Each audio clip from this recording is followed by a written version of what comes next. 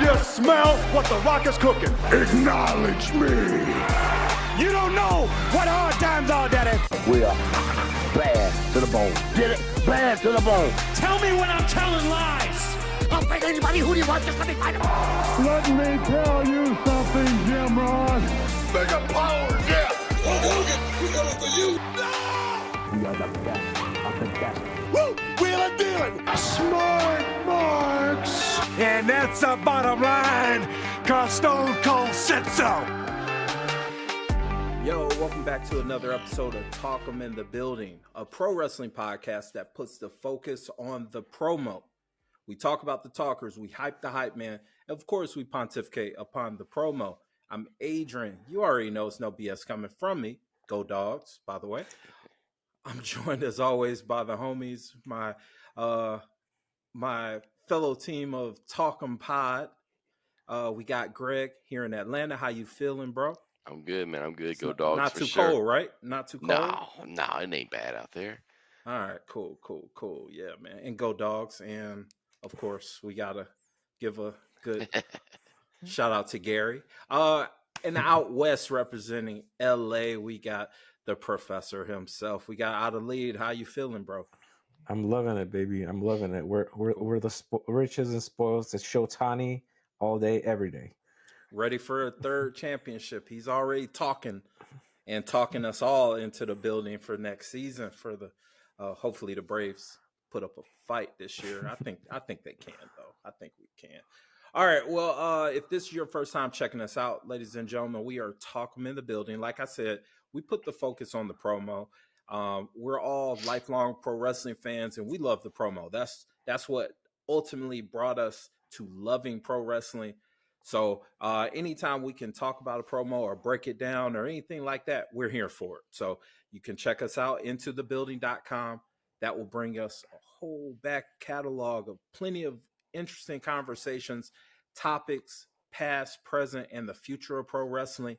And on this episode, we like to do our Dusty review. And what that is each of us, each episode will bring a random segment or a promo that we thought would be interesting, have a conversation about it, talk pros and cons, and then ultimately decide, did it talk you into the building? And we rate it from 1 to 5 Dusties. So if it's 1, it's a dud, it's a turd. They should have kept it. But if it's a 5, it's must-see television. It talked you into the building. You're locked in onto the story and the motions, and you're locked in like we are. So once again, intothebuilding.com. Check us out. But fellas, today's Dusty review, we're going to Reality of Wrestling out there in Texas, Booker T's promotion. I got a pre-match promo that I thought would be interesting because I think this gentleman is a very polarizing figure in pro wrestling, and that's one AJ Francis. And I got a promo for y'all to break down and decide whether or not it talked you into the building when it came to the angle or whatnot. But before we get into that, just recently, I think all of our timelines are pretty similar when it comes to wrestling and all kinds of topics.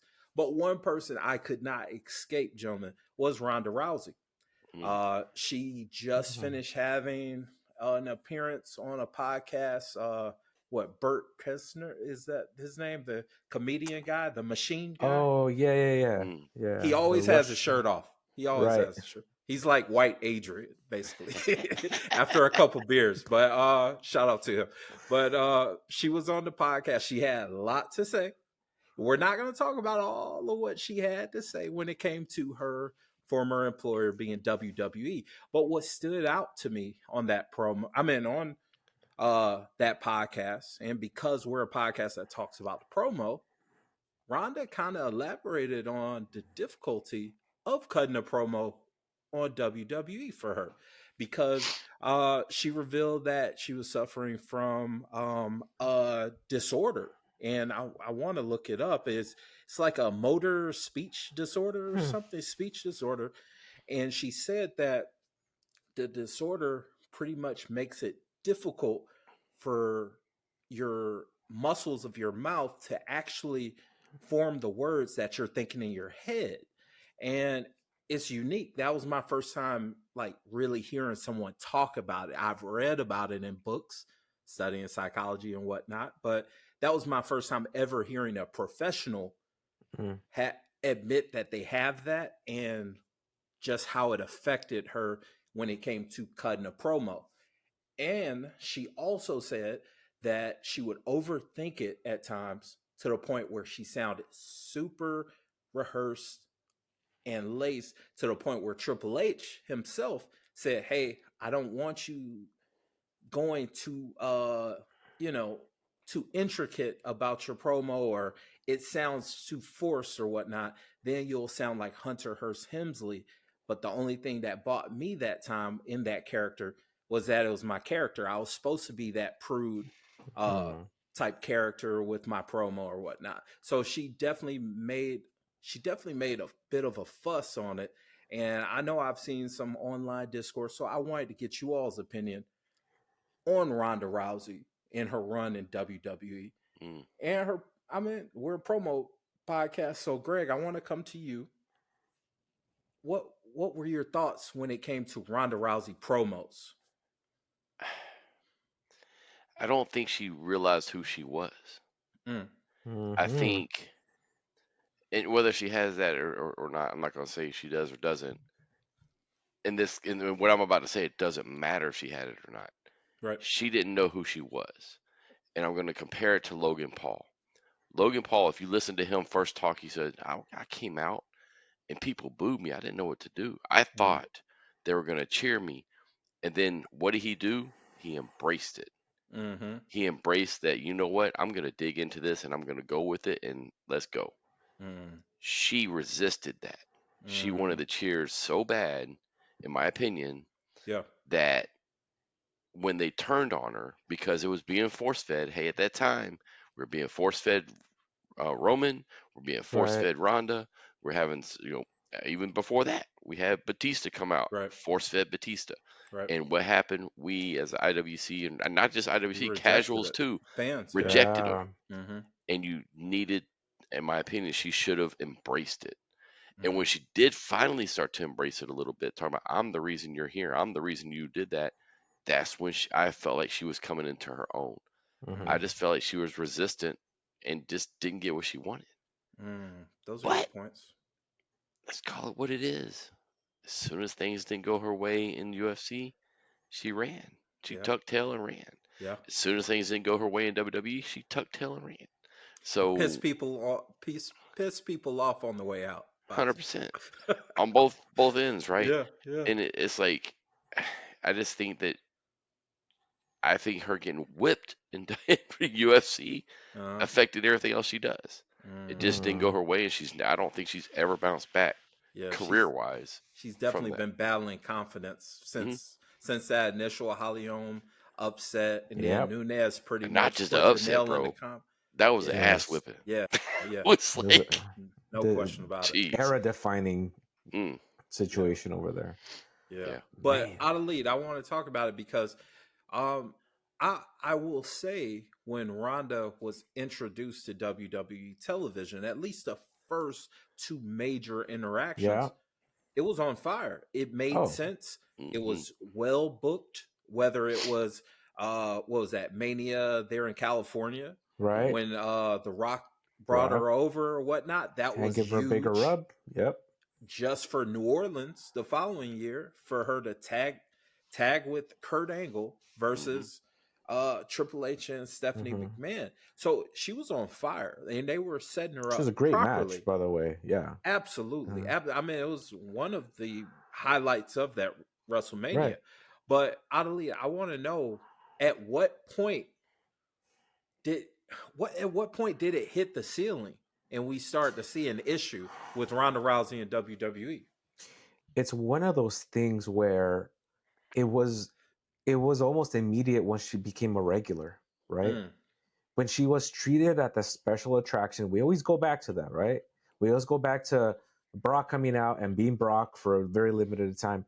And I think once she became just another wrestler, right, it kind of fell by the wayside. She wasn't given that same spotlight. She was just treated as another segment on TV. And you go from literally at WrestleMania being pumped up by The Rock and holding your hand and treating you at this like top level superstars and not just being another interchangeable character or wrestler in the women's division, that didn't do her any favors. There was a lot of missed opportunities with booking. And I will say this, I'll preface it with this. I will probably give her more grace than most, only because I was exposed to the fact that she would go to a lot of PWG shows around here with Shayna Baszler, and they were just fans. Yeah. They were just legit fans taking it in. It was a Saturday night, and they were there just to hang, right? And they would occasionally say like, "Oh, we have them ringside," and just became a thing.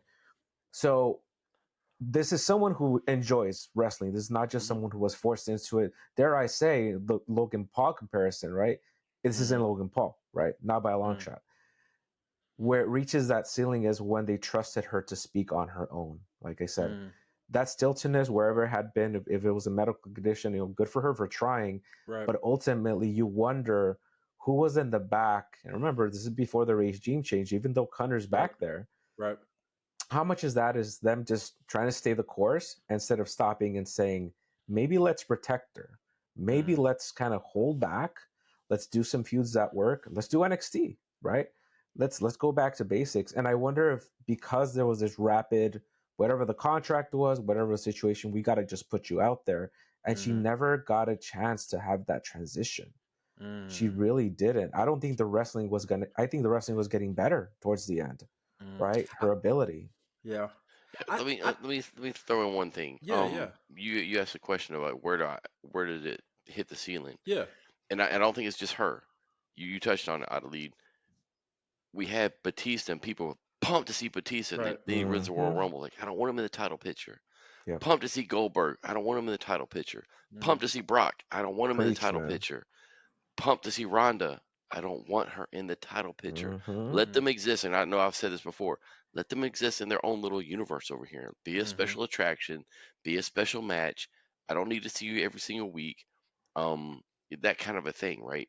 But then Vince always wanted to throw these guys in these title pictures, and all of a sudden, to me, that's where people started to rebel. Yeah. It worked at one point, but the last several years, no. Yeah. And I would argue, to your point, Adelaide, that her wrestling got better. I think her best match, and the one I enjoyed the most, was against Shayna. Yeah. That last one. That was a brutal, hard-hitting match, and I loved it. It was just the build and where it was at. Out of it. Yeah. And you took the idea out of my mouth, because basically it's like she pitched things with Shayna. A tag team, a feud. And it was, I think, to your end, like they already saw on the way out, and they're like, "Why are we going to invest in the storyline?" I don't think Vince saw Shayna. Nothing in Shayna, not at all. Yeah, not at all. I mean, when Shayna came in and she kind of went to her stage with Becky and all that stuff, and then they just never saw her at that level. I was gonna say, I just take it with Ronda. I take it that she's a pro wrestling fan. Yes. Yeah. But I don't think she's a fan of pro wrestling business, and the only reason why I say that is, like, some of these wrestlers, like they have their ideas about what kind of character they're gonna be, but it doesn't make sense in terms of the big picture. And while, yes, we try not to talk about Vince, and there's been plenty of times where he drops the ball creatively, I mean, it's a couple people back there that understand this person should be booed, this person should be cheered. Let's get it to there. And it just never seemed to be fully in sync with Ronda, because at the beginning, on route to her championship, people were still excited because of how popular. I mean, she's a mixed martial art Hall of Famer. Like, make no mistake about it, she's a star. But once it gets to the point of, she has the championship, and then we have this main event that should have been just absolutely huge, her, Charlotte, Becky, and Ronda didn't seem to really get the big picture, at least from my My perception of how she handled that, because post that, her online behavior, she pissed off damn near all pro wrestling fans. She didn't understand how to actually be a pro wrestler at that point. You know what I'm saying? Like, I can understand her being a fan, but it just didn't seem like it clicked when it came to the pro wrestling business and her fully accepting, hey, people are going to boo me and I need to fully use that and harness that as what's going to push me to that next level. And that never seemed to happen for her. So I think she hit that ceiling right at the end of that WrestleMania main event. I think there's a few other things too, right? Like I remember watching it and I'm like, I wanted to pull for her and I had a disconnect. And here's where it came in. One, her gear. It never made it's just so plain, so weird. just Yeah. it was like I felt like you're a one-off and you never embraced it. Flip that over to Shayna. Shayna had, the Queen of Hearts thing or the Queen of Spades and all these different things with it. How she had her gear. I never understood Ronda trying to be, I don't know what she was doing with her makeup. It would be all over the place. Like battle gear or Sometimes whatever. I'm like, the weird. I'm like, are you trying to be Hawk and Animal? I don't know what you're trying to do. And I was getting lost in that because you're kind of coming out a little Roddy Piper, but then you're coming out with this, and then I don't know what you are. Right. And if I don't know what you are as a fan, how can I identify with you and how can I even remotely get behind you? And to me, she should have been presented, if you wanted to be presented, as Ronda Rousey, it should have been presented like a Mike Tyson. I mean, it should have just come out and you don't need to talk. You don't need to do anything, or you can be very straightforward. Once they start to boo you, embrace it. You don't have to have a 5-minute promo, any of that kind of stuff. Just come out and be you. But to your point, I don't think she got the business. I don't think she got the storytelling of it. It just doesn't seem like it. No. Yeah, because she was like that. Eventually, she just became that one-dimensional character, right? Like, I'm just a fighter. I'm here to beat you up, and we never saw any layers peeled back beyond that. And I don't know if that was an unwillingness too to say, like we just brought up Kurt in the beginning here for that Mania match, and you think of Kurt, someone who reached literally the pinnacle of wrestling, period. Right. And he was willing to make fun of himself. I don't know if Ronda would have gotten to that point. I don't think so. Hey, let me be the goofy, or have a goofy tag team, or I don't know, something like that. Or they would have let her even. She was Kurt 1.0. If you ever hear him talk, I'm not going into this. And he even told Vince right away, I'm not losing. I'm an Olympic gold medalist. What do I look like losing? And he openly has said, I didn't get it. And then he was like, oh, they're going to love me. And Vince is like, no. And the thing is, then he embraced it. Right. She was the anti-Kurt.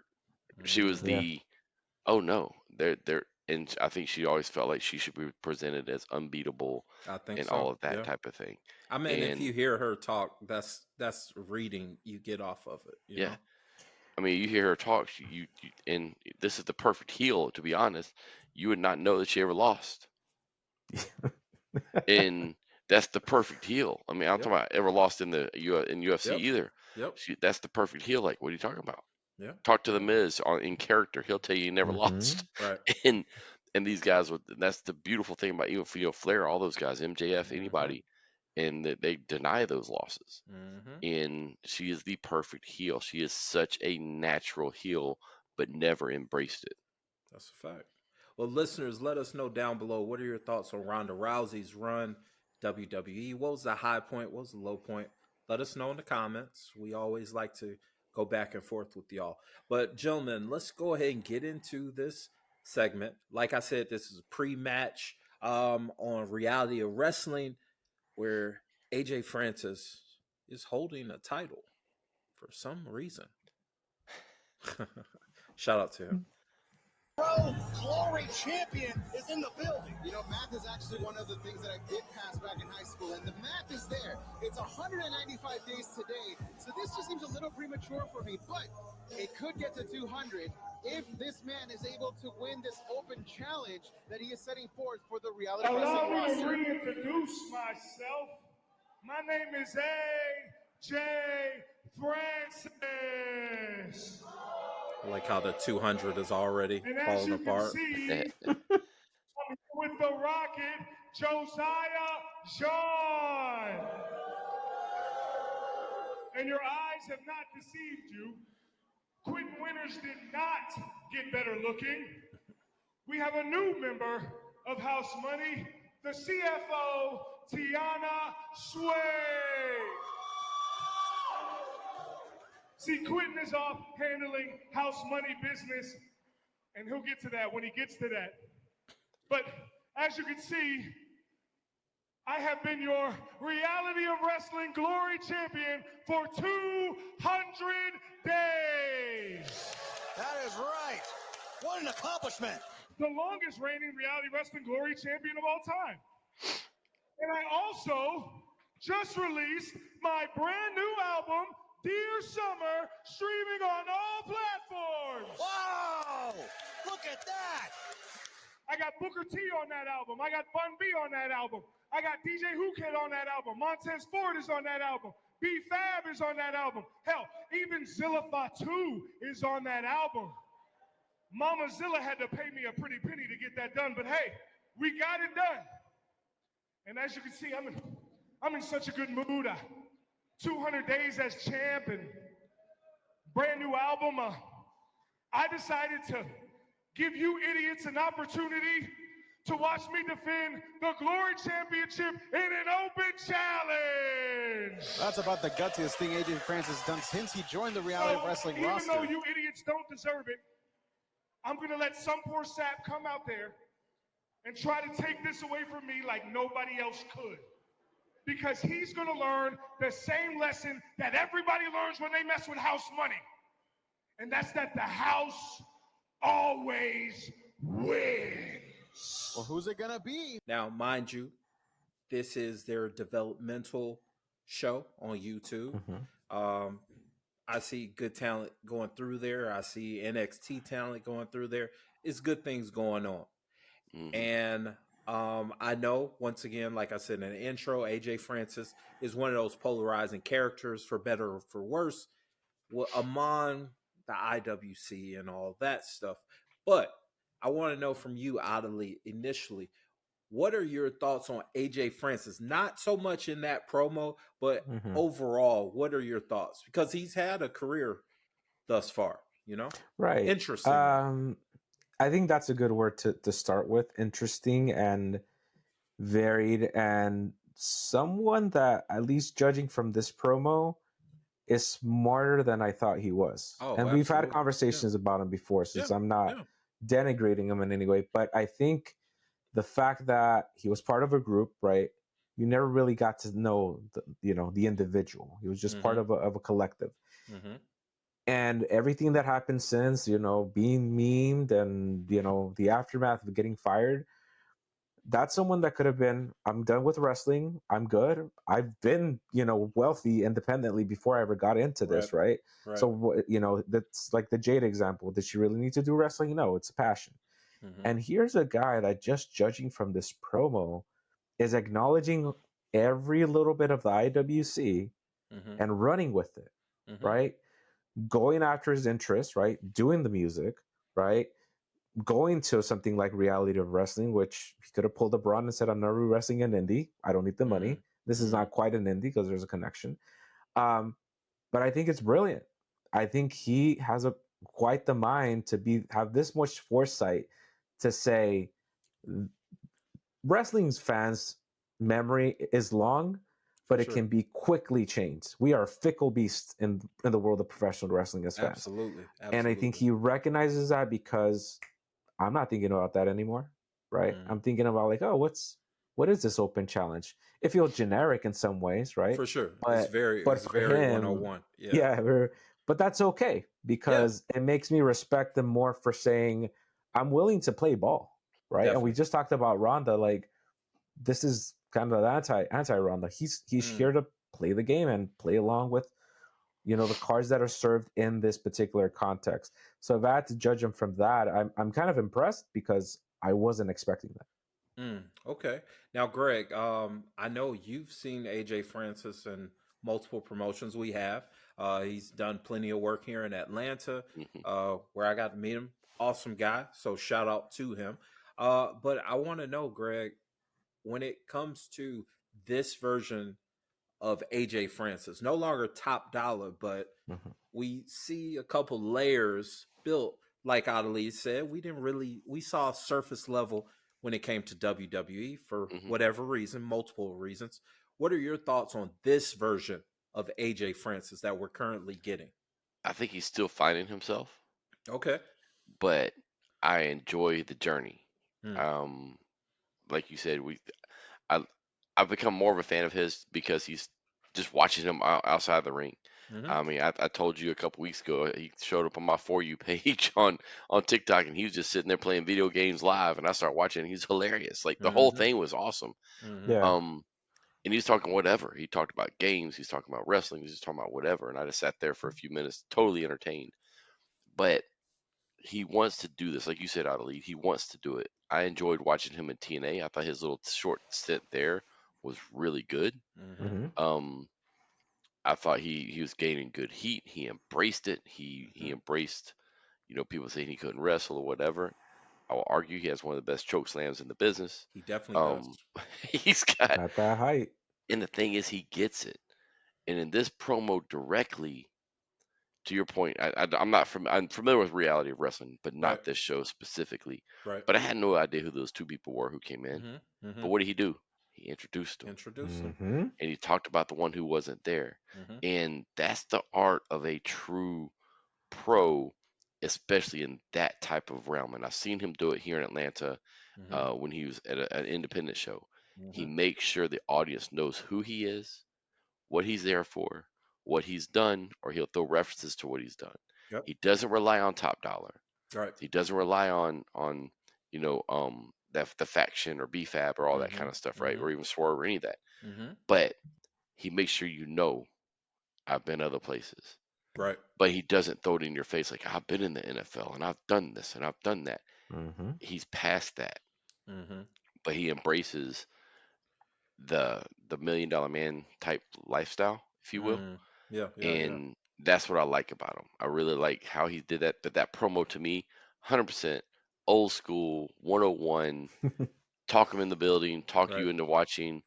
I'll be honest, I was sitting there waiting for the open challenge and you stopped the video. I'm like, damn. It's like, who's coming out? And I don't even know who it could be, right? Exactly. But the other part I like about that is because a show like that, while it's very basic and very generic, you're probably not building a lot of storylines on there. Or you're trying to catch that person who's coming in. It's kind of like an independent show. You got to catch their attention that day. And you can't always rely on that they watched last week or last month or whatever.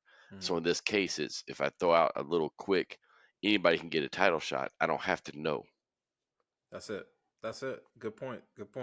I think that he has grown so much, and we've talked about this before.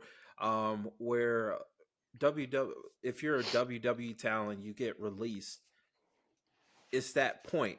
That's that fork in the road where you could either say, "Hey, I'm too good for this," and price yourself out of essentially work, unless Tony Khan is here and he likes you, or you can say, "Hey, I'm a pro wrestler," and in AJ Francis, I get that feeling that it's, "Hey, I'm a worker.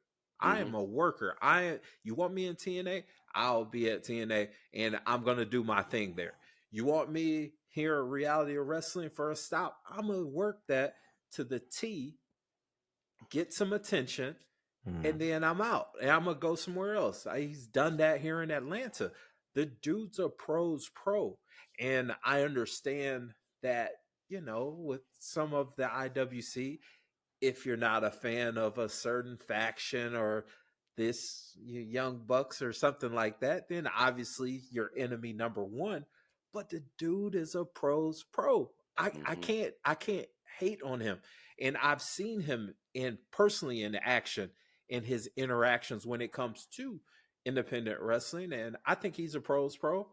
The reason why I brought this promo was because I think it shows that if you keep it simple, it works. It still This is works. true. Some of these things are timeless in pro wrestling. Something like a heel coming out, talking his talk, and doing an open challenge. You as a viewer, you as a guest, you're intrigued. Who the heck can come out? Is it going to be AJ Styles or is it going to be Joe Smo from down the street? You know, it could go. It can go anywhere. So I do enjoy that. I think AJ Francis is very talented, and I just love the fact that he's not just waiting for WWE to call him like so many others get held up by that. But gentlemen, let's go ahead. I want to get a quick rating, get your opinion, and ultimately answer, did it talk you into the building? Out of lead, how many Dusties are you giving this promo? I'm gonna give it a solid 3.5 Dusties, only because I did want to see the open challenge. I'm with Greg. Okay. What happened next? But also because like I didn't know they had coherent storylines in reality wrestling. The way I always figured it was like one-offs or a lot of developmental. Obviously, like I think Roxanne had a cup of coffee there for a little bit, maybe, or I've known of other She people. trained there, yeah. And right, yeah, she did train there, and then like it looks like it's a good production. Obviously, it's Booker T's promotion, and it looks I've always heard good things about it. Watched the match here, but this is cool. This is like real bare bones, but it makes me I appreciate the smaller setting. I guess not everything has to be 10,000 people, so I definitely would buy a ticket. Awesome. So it talked you into the building. Greg, Yes. let us know how many Dusties and did it ultimately talk you into the building? Yeah, so here's the thing, and I have to say this because you have to qualify stuff for the IWC. Okay. So when we rank this, it doesn't necessarily mean that if I rank something a 5 Dusties, that doesn't mean it's always on par with Austin or Rock or Right. whoever. Right, It's right. based on this situation. For And sure. so when I look at this, I give it at least 4, close to 4.5. Because it did exactly what it's supposed to do for what it is. Right, right, Yeah. right. Yep. It's reality of wrestling, like you said, their B show Mm-hmm. on which. Think about that for a second, y'all. This is like single A wrestling based on if NXT Yeah. is triple A, Right. this is single A rookie Right. rookie ball, Yeah. and this is the Glory show on YouTube, Mm-hmm. and he did exactly what he's gonna. What did he do? He brought his star power. Mm-hmm. He introduced the other people. He has a faction. He's given a rub to somebody who, because Adrian cut it off and we don't know who it was. But You gotta watch. You gotta watch. No. You gotta but watch. but the thing is, to me, it did exactly what it's supposed to do. So I gotta give it 4, almost 4.5, because right in that middle. I would say 4.25 because it did talk me into the building Nice. more so than some Mondays and Wednesdays. That's a fact. That's a fact. That's a fact. And I'm with you guys for the job. And I'm glad that you said that, Greg, because when we do these ratings, it's based on the promo just in a vacuum. Yeah. We're not looking at backstory. We're not looking at how we know angles of what's going on. We're looking at it in a vacuum. And for what the job was out there, which is to talk you into the building of intrigue, of the open challenge, of seeing hopefully this guy who's braggadocious that he loses in front of his teammates and all that stuff, right? I'm gonna give it 4. It talked me into the building. I really do like how simple they kept things. I personally, I don't think that it was meant to happen, but the 200 balloons, one of the zeros, like it was janky or whatever. I like that. I don't know if they intended for that to be the case, or if that was just chance or whatnot. But I like that because it's kind of like, you're celebrating 200, but you couldn't afford to get better balloons, and you got her struggling trying to keep it together. Like, I like that. He gave you background on his teammates of the faction or whatnot. Clearly, when it came to his interaction with the crowd, he was calling them stupid and doofuses and all of that. So clearly, he's the jerk. Obviously, going surface level pro wrestling. We want to see the bad guy lose. So who's going to be the open challenge? So it definitely talked me into the building. 4 Dusties. Bravo, AJ Francis, aka Top Dollar. No one's hotter. and all that good stuff. Dude's talented. And I do want to see him get another shot at one of these bigger promotions. I think he would do great at AEW. I really do think, given that creative freedom, and the dude is a very talented artist. Like, make no mistake about that. He is a very talented artist. And what we saw of Max Caster when it came to those promos he would cut before, Top Dollar is cooking him. Like, it's a whole nother level with him when it comes to artistry. So I'm hoping, I'm pulling for the guy. Maybe I'm biased because I've met him and interacted with the dude, but I'm pulling for him. I want to see him back in the the bright lights. But in the meantime, I see growth, and I appreciate it and I respect it. So shout out to them. Shout out to Reality of Wrestling. There's plenty of wrestling out there. Y'all, if this is your first time checking us out, once again, this was a Dusty review where we break down a promo or a segment and we talk about it, pros, cons, and we ultimately decide if it talked you into the building. But check us out, intothebuilding.com. That'll bring you to the backlog. Plenty of episodes there. We're just celebrating 2 years. Congrats, guys. Congrats to those who've subscribed. We're seeing growth. We're seeing interactions. We really do appreciate anyone and everyone that checks out our podcast. But for Out of Lead Out West, Greg here in Atlanta, I'm Adrian. You already know it's no BS from me. And we are talking in the building. Y'all have a wonderful week. Horns down, go Dogs. We're taking care of business today, y'all. Peace. You don't know what hard times are, Daddy.